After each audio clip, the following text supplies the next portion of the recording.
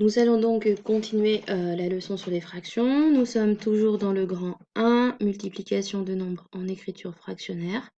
Et donc, nous allons passer au petit 2. Donc, petit 2, prendre une fraction d'une quantité. Donc, le premier cas particulier, un rappel de sixième. Donc, quand on a A fois B sur C, c'est égal à A fois 1 fois B sur C, ce qui est égal à A fois B sur 1 fois C, ce qui est égal à A fois B sur C. Puisque 1 fois C, ça fait C directement.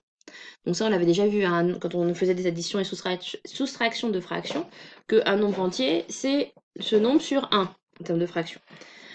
Donc premier exemple, moins 2 fois 4 cinquièmes. Donc c'est moins 2 sur 1 fois 4 cinquièmes.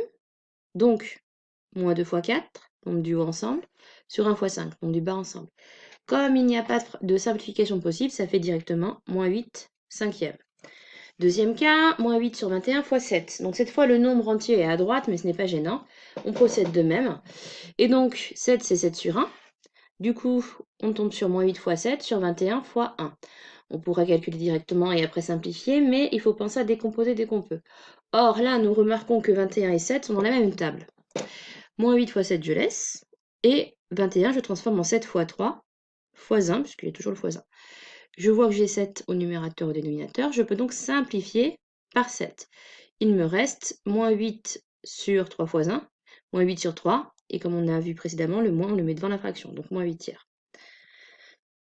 Du coup, conséquence, prendre une fraction d'une quantité revient à multiplier cette quantité par la fraction. Ça revient donc à appliquer la règle précédente.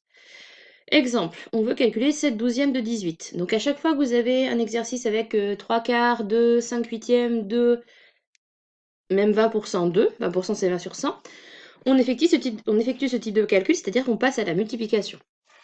Du coup, 7 douzièmes de 18, c'est 7 sur 12 fois 18.